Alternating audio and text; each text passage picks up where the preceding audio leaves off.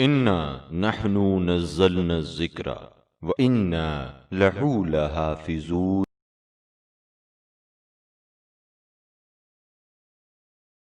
لا حول ولا قوة إلا بالله العلي العظيم. حسبنا الله ونعم الوكيل، نعم المولى ونعم النصير. أفوض أمري إلى الله إن الله بصير بالعباد. أعوذ بالله من الشيطان اللعين الرجيم. بسم الله الرحمن الرحيم. الحمد لله الذي جعلنا من المتمسكين بولاية علي بن أبي طالب. اما بعد، آج ذکر ائمہ معصومین علیہم السلام میں جس ہستی کو منتخب کیا گیا اس کی مقام و منزلت دنیا سے پوشیدہ نہیں۔ بے شک میرا 8واں امام سلسلہ امامت کی 8ویں کڑی ماہ ذی القعدہ کی 11ویں تاریخ تھی، جب مدینہ منورہ میں پیغمبر اسلام کے 8ویں وارث اور سلسلہ امامت کے 8ویں فرزند کی ولادت باسعادت ہوئی۔ والد بزرگوار امام موسیٰ کاظم علیہ السلام تھے اور والدہ ماجدہ جناب نجمہ خاتون تھی، جن کے بارے میں مرسل اعظم نے خواب میں جناب حمیدہ خاتون کو نصیحت فرمائی تھی کہ نجمہ کا رشتہ میرے فرزند موسیٰ سے کر دو، اور خود ان کا بیان ہے کہ میں خواب میں اپنے شکم میں تسبیح و تحلیل کی آوازیں سنا کرتی تھی، مجھے حمل میں کسی طرح کی گرانی کا احساس نہیں ہوا، اور ولادت کے بعد میرے فرزند نے رخ آسمان کی طرف کر کے زیر لب کچھ فقرات کہے جو میں نہ سمجھ سکی، اور میں نے امام موسیٰ کاظم سے بیان کیا تو آپ نے فرمایا کہ میرا فرزند حجت خدا ہے۔ آپ کا نام علی رکھا گیا اور سلسلہ امامت میں یہ تیسرا علی ہے۔ اس طرح یہ نام زندہ رہا، اور دشمنان ایمان کی مکمل کوشش یہی ہوتی کہ اس نام کو صفحہ ہستی سے مٹا دیا جائے۔ آپ کی کنیت ابو الحسن اور القاب صابر، فاضل، رضی، وفی، قرۃ عین المؤمنین تھے، لیکن سب سے زیادہ مشہور لقب رضا ہے، جو آپ کو آپ کے جد بزرگوار ختمی مرتبت محمد مصطفیٰ صلی اللہ علیہ وآلہ وسلم عطا فرما گئے تھے۔ یہ اور بات ہے کہ جب دنیا نے آپ کی حکومت کو پسند کر لیا تو اس لقب کی شہرت زیادہ ہو گئی۔ اس طرح یہ بات واضح ہو گئی کہ خدا کے پسندیدہ بندے کو ایک نہ ایک دن اہل دنیا کو پسند کرنا ہی پڑتا ہے، چاہے وہ علی مرتضیٰ کی شکل میں ہو یا علی رضا کی شکل میں۔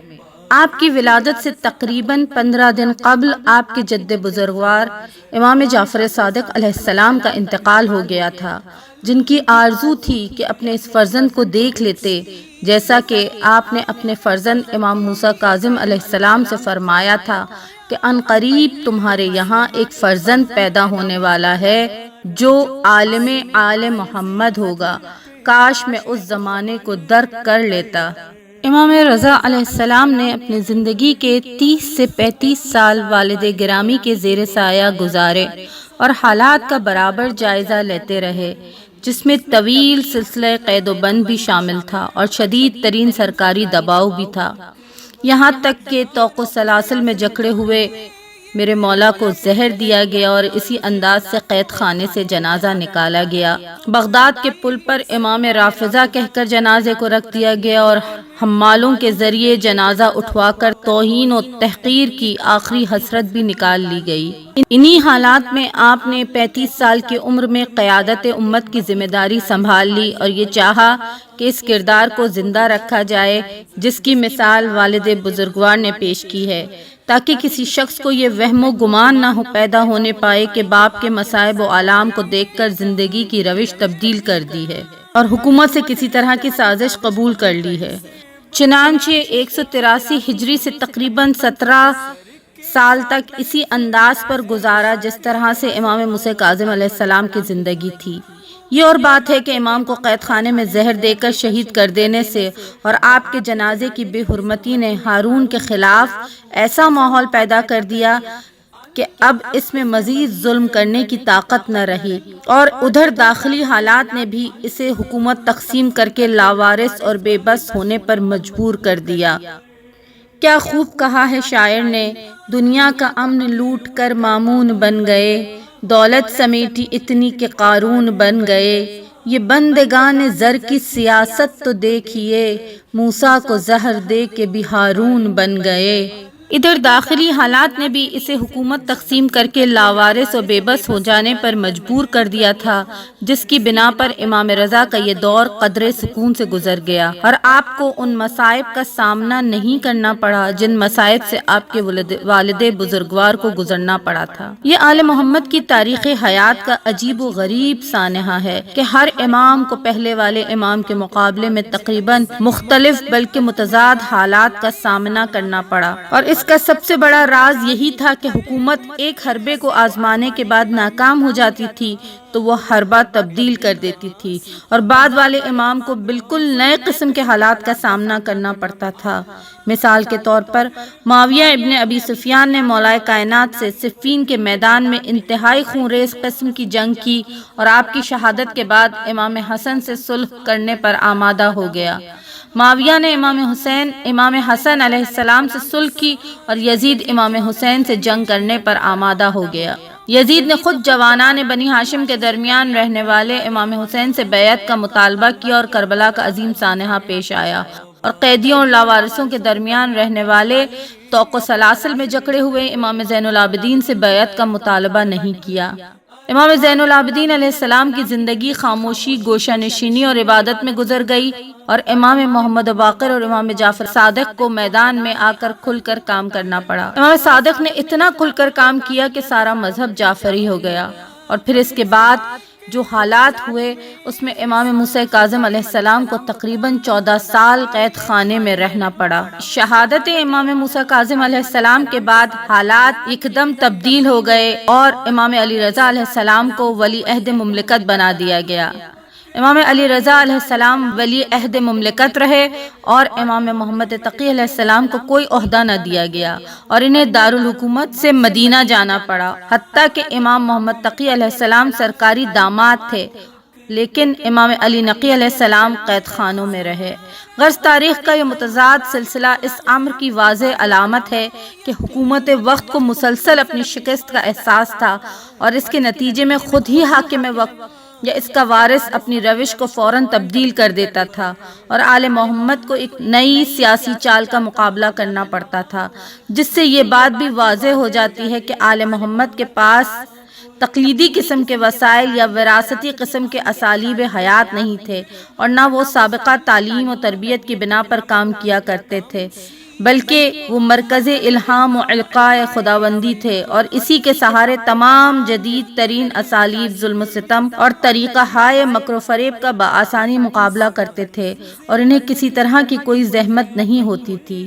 امام علی رضا علیہ السلام کو اس سلسلے کے سب سے پہلے ظلم کا اس انداز سے سامنا کرنا پڑا کہ ہارون نے محمد بن جعفر کے قیام کا بہانہ لے کے تمام سادات کے گھروں کو تباہی کا حکم دے دیا، اور عیسیٰ جلودی نے لشکر یزید کی یاد تازہ کر دی۔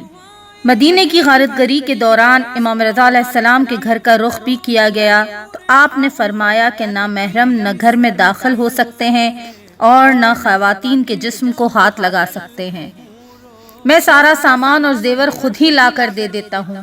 چنانچہ ایسا ہی ہوا، اور آپ نے جسم پر رہنے والے لباس کے علاوہ گھر کا سارا سامان لا کر دے دیا، اور ظالم اس غارت گری پر خوش ہو گئے اور اسے اپنی فتح قرار دینے لگے۔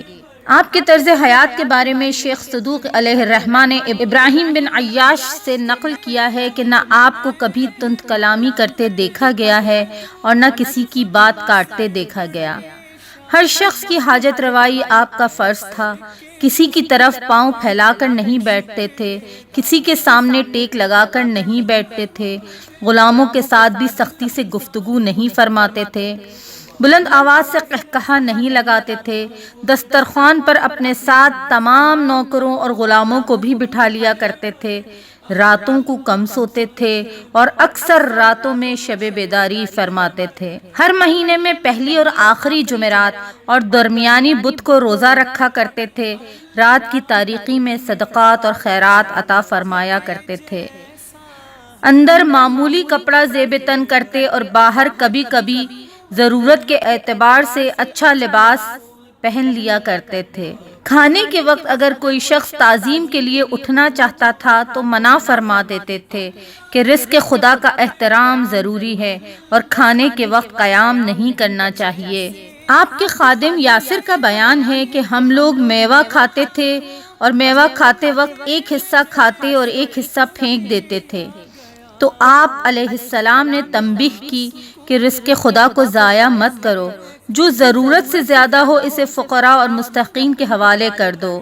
اپنے شیعوں کو متنبہ فرمایا کہ تمام اعمال ہر روز شام کے وقت تمہارے امام کے سامنے پیش کیے جاتے ہیں اور وہ تمہارے حق میں استغفار کرتے ہیں، لہٰذا تم اپنے گناہوں سے ان کا دل مت دکھاؤ اور ایسے بن جاؤ جیسے کہ ان کے شیعوں کو ہونا چاہیے۔ دیگر علوم و کمالات کے علاوہ علم الابدان کے بارے میں بھی اس عالم آل محمد کی ہدایات ہر دور میں صحت و عافیت کے بہترین نسخے کی حیثیت رکھتی ہے اور طب امام رضا کے عنوان سے پہچانی جاتی ہے۔ آپ فرماتے ہیں، ماں کا دودھ سے بہتر بچے کا کوئی غذا نہیں ہے۔ سرکہ بہترین غذا ہے، جس گھر میں سرکہ ہوگا اس کے اہل خانہ کبھی محتاج نہ ہوں گے۔ منقع سفرہ کو درست کرتا ہے، بلغم کو دور کرتا ہے، پٹھوں کو مضبوط کرتا ہے اور نفس کو پاکیزہ بناتا ہے۔ امام فرماتے ہیں، شہد میں شفا ہے اور شہد کا تحفہ واپس نہیں کرنا چاہیے۔ زیتون کا تیل استعمال کرنے والا 40 دن تک شیطان کے شر سے محفوظ رہتا ہے۔ قرآن پڑھنے، شہد کھانے اور دودھ پینے سے حافظہ بڑھتا ہے۔ گوشت کھانے سے شفا حاصل ہوتی ہے اور مرض دور ہوتا ہے۔ جو شخص 40 دن گوشت نہ کھائے وہ بد اخلاق ہو جائے گا۔ کھانے کی ابتدا نمک سے ہونی چاہیے، اس سے 70 امراض کا دفعیہ ہوتا ہے جن میں جذام بھی شامل ہے۔ اور فرماتے ہیں، مسور 70 انبیاء کی غذا ہے، اس سے دل نرم ہوتا ہے اور آنسو پیدا ہوتے ہیں۔ خدا سے روزی صدقہ دے کر طلب کرو۔ اور کیا خوبصورت ہی بات کہی میرے مولا نے۔ بالوں کی سفیدی کا اگلے حصے سے شروع ہونا سعادت مندی اور اقبال مندی کی علامت ہے، اور رخساروں سے شروع ہونا سخاوت کی نشانی ہے، اور گیسوؤں سے شروع ہونا شجاعت ہے، اور گدی سے شروع ہونا نحوست ہے۔ آپ کے کمالات کے لیے یہی کافی ہے کہ مامون رشید، جو ایک علم دوست انسان کہا جاتا ہے اور جس کا دربار اہل علم و فضل کا مرکز تھا، اس نے آپ کو صرف ولی عہدی نہیں بلکہ پوری سلطنت کی پیشکش کر دی تھی۔ یہ اور بات ہے کہ آپ نے اسے قبول نہیں فرمایا۔ حج کے موقع پر ہارون حضرت کو دیکھ کر دوسرے دروازے کی طرف جا رہا تھا تو آپ نے فرمایا، لاکھ دور بھاگے قبریں ایک ہی جگہ پر ہوں گی جو کہ بلا آخر ہو کر رہیں۔ امین اور مامون کو دیکھنے کے بعد فرمایا، ان قریب مامون امین کو قتل کر دے گا، چنانچہ ایسا ہی ہوا۔ امام جعفر صادق علیہ السلام اور امام علی رضا علیہ السلام کا دور قدر فرصت اور مہلت کا دور تھا، لہٰذا ان حضرات نے اس تبلیغی عنصر کا بھی کافی فروغ دیا، فرش عزا بچھایا اور لوگوں کو جمع کیا، شاعر یا خطیب سے ذکر مصائب کا مطالعہ کیا، ذکر مصائب کا مطالبہ کیا اور سامعین کو بلند آواز سے گریہ کرنے پر زور دیا تاکہ ذکر مصائب عام ہوں اور لوگ اس کی بنیادیں تلاش کرنے کی طرف متوجہ ہوں۔ امام علی رضا علیہ السلام کے دربار میں ابو علی دعبل بن علی ابن رزین خزائی حاضر ہوتے ہیں۔ آپ کی ولی عہدی کا دور ہے، مرو میں آپ کا قیام ہے۔ دعبل نے قصیدہ پیش کرنے کی خواہش کی، امام نے فرش بچھوا دیا، پس پردہ خواتین کو طلب کر لیا اور اس کے بعد دعبل سے قصیدہ سنانے کی فرمائش کی۔ دعبل نے پورا قصیدہ سنا دیا تو آپ نے ایک شعر کا اضافے کی خواہش فرمائی اور اس میں خود اپنی شہادت کا ذکر فرمایا اور قبر کی طرف اشارہ فرمایا۔ دعبل نے عرض کی، مولا یہ کس کا ذکر ہے؟ فرمایا کہ یہ میری شہادت اور میری قبر کی طرف اشارہ ہے۔ آپ ہی کے زمانے میں عزاداری کو عروج بخشا گیا۔ اس کے علاوہ آغاز محرم کے ساتھ ہی سوگواری کا سلسلہ شروع ہو جاتا تھا اور اپنے اصحاب سے فرمایا کرتے تھے کہ اگر کسی بات پر رونا آئے تو میرے جد بزرگوار پر آنسو بہاؤ، اس لیے کہ انہیں بھوکا پیاسا شہید کیا گیا۔ واضح رہے کہ اس واقعے کے بعد امام نے دئبل کو 100 اشرفی کا انعام بھی عطا فرمایا، جس پر حضرت کا اسم گرامی کندہ تھا، اور کہا کہ خدمت اہل بیت کا مطلب مفت کام کرنا نہیں ہے، خدمت کرنا امت کا کام ہے اور انعام دینا اہل بیت کی اپنی ذمہ داری ہے۔ دئبل نے معذرت کی کہ میں نے قصیدہ دربارداری کے عنوان سے نہیں لکھا بلکہ اخلاص محبت کی بنا پر لکھا ہے۔ فرمایا اس کا اجر الگ ہے۔ دئبل نے ایک جبے کا مطالبہ کیا جو آپ نے عنایت فرمایا، اور جب راستے میں ڈاکوؤں نے حملہ کیا تو اس جبے کی برکت سے سارے قافلے کو نجات مل گئی، بلکہ ان ڈاکوؤں نے باصرار تمام اس جبے کو 1000 دینار میں خرید لیا کہ یہ امام رضا کا عطا کیا ہوا ہے۔ علماء کے نزدیک آپ کی اولاد کے بارے میں قدر اختلاف ضرور پایا جاتا ہے۔ بعض حضرات نے 2 فرزندوں کی نشاندہی کی ہے اور بعض نے 5 کا ذکر کیا ہے، لیکن اس بات پر تقریباً سب کا اتفاق ہے کہ آپ کی نسل کا سلسلہ امام محمد تقی علیہ السلام ہی سے آگے بڑھا، جس کی بنا پر شیخ مفید علیہ الرحمٰن نے یہ تصریح کی ہے کہ آپ کے صرف 1 فرزند امام تقی علیہ السلام تھے اور بس، اور یہی بات شیخ طبرسی نے اعلام الورا میں درج کی ہے اور صاحب عمدۃ الطالب نے بھی نقل کی ہے، جس کے بعد یہ کہنا آسان ہے کہ سادات رضوی در حقیقت امام محمد تقی علیہ السلام کی اولاد ہیں، لیکن چونکہ امام رضا ولی عہدی کی بنیاد پر ایک عام شہرت کے مالک تھے، آپ کے خاندان کے تمام افراد جو 2 پشت بعد پیدا ہوئے وہ بھی ابن الرضا ہی کے لقب سے یاد کیے جاتے ہیں، اسی لیے سادات تقوی نے بھی اپنے کو رضوی کہنا شروع کر دیا اور یہ سلسلہ آج تک جاری ہے۔ آپ کی ازدواج میں صرف ایک زوجہ محترمہ کا ذکر ملتا ہے جن کا نام خیزران تھا اور انہی کو سبیکہ بھی کہا جاتا تھا۔ ان کا تذکرہ سرکار دو عالم نے اپنی حدیث میں بھی فرمایا تھا کہ ان کے فرزند پر میری جان قربان۔ ان خاتون کا سب سے بڑا امتیاز ذاتی کمالات کے علاوہ یہ تھا کہ یہ جناب ماریہ قبطیہ کے خاندان سے تھیں، اور ماریہ قبطیہ سرکار دو عالم کی نگاہ میں ایک محترم زوجہ تھیں جنہیں جناب ابراہیم کی والدہ بننے کا شرف بھی حاصل ہوا اور جن کا فرزند امام حسین علیہ السلام کا فدیہ قرار پایا تھا۔ امام رضا علیہ السلام فرماتے ہیں پروردگار 3 چیزوں کو سخت ناپسند کرتا ہے: بیجا بحث و مباحثہ، مال کا ضائع کرنا اور زیادہ سوال کرنا۔ امام فرماتے ہیں کہ ایک زمانہ آنے والا ہے جب عافیت کے 9 حصے گوشہ نشینی میں ہوں گے اور 1 حصہ سکوت میں ہوگا۔ امام علیہ السلام فرماتے ہیں کہ دنیا کے تمام مصائب میں سب سے بڑی مصیبت علماء کی موت ہے، اور یہ بھی فرمایا جو انسان خدا کے مختصر رزق پر راضی ہو جاتا ہے خدا اس کے مختصر عمل پر بھی راضی ہو جاتا ہے۔ سبحان اللہ۔ آپ کی شہادت کے بارے میں کئی روایات ملتی ہیں، جن میں ایک 23 ذیقعد سن 203 ہجری کہ جب مامون نے امام کو زہر دلوا کر شہید کر دیا، جس کے بارے میں آپ بارہا فرمایا کرتے تھے کہ مجھے وہی شخص قتل کرے گا، اور پھر اس کی تفصیل بھی بیان فرمائی۔ اور جس دن مامون نے امام کو طلب کیا، آپ ابا سلط سے فرما رہے تھے کہ اگر میرے سر پر چادر ہو تو مجھ سے کوئی سوال نہ کرنا اور سمجھ لینا کہ میری زندگی کا آخری وقت آ گیا ہے۔ حضرت دربار میں تشریف لے گئے۔ مامون نے زہر آلود انگور جنہیں سوئی کے ذریعے زہر میں بجھایا گیا تھا پیش کیے۔ آپ نے انکار فرمایا جو حفاظت خود اختیاری کا بنیادی فریضہ تھا۔ اس نے اصرار کیا کہ اس سے بہتر انگور آپ کو نہیں ملیں گے۔ آپ نے فرمایا جنت میں اس سے اچھے انگور ہوں گے۔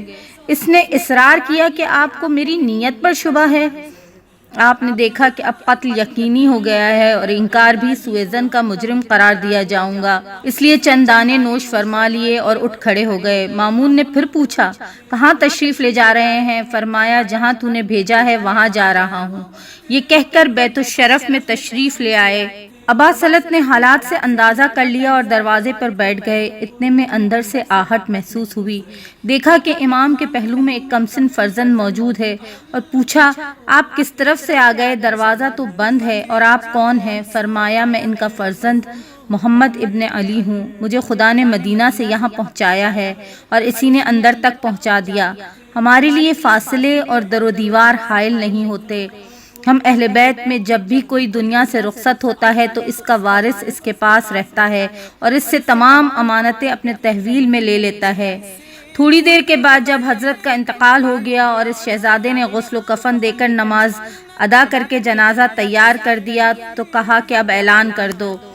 چنانچہ اعلان کر دیا گیا۔ حکومت نے مظالم کی پردہ پوشی کے لیے سرکاری سوگ کا اعلان کیا اور دوبارہ غسل و کفن کے بعد نہایت ہی اہتمام کے ساتھ ہارون کے سرحانے دفن کر دیا۔ واضح رہے کہ بعض روایت میں تاریخ شہادت 17 صفر اور بعض میں آخری صفر بھی ذکر کی گئی ہے، لیکن 203 ہجری ہی سن شہادت ذکر کیا گیا ہے۔ بار الہ، ہم تجھے اس امام رؤوف کا واسطہ دے کر، اس سامن الائمہ کا واسطہ دے کر، اس غریب الغربا کا واسطہ دے کر دست دعا بلند کرتے ہیں۔ بار الہ، جس کے وسیلے سے دعائیں قبول ہوتی ہیں، پروردگارا اس امام کے وسیلے سے یہ دنیا جس وبائی مرض کا شکار ہے اس کا جلد سے جلد خاتمہ کر دے اور میرے زمانے کے امام کے ظہور میں تعجیل فرما۔ وآخر الدعوانا ان الحمد للہ رب العالمین۔ پر نور منظر، اللہ اکبر، اللہ اکبر، ہم شیر مولا رضا کی زیارت۔ سبسکرائب کیجئے ذکر ٹی وی اور اس علم کے سفر میں ہمارے قدم کے ساتھ قدم ملائیے۔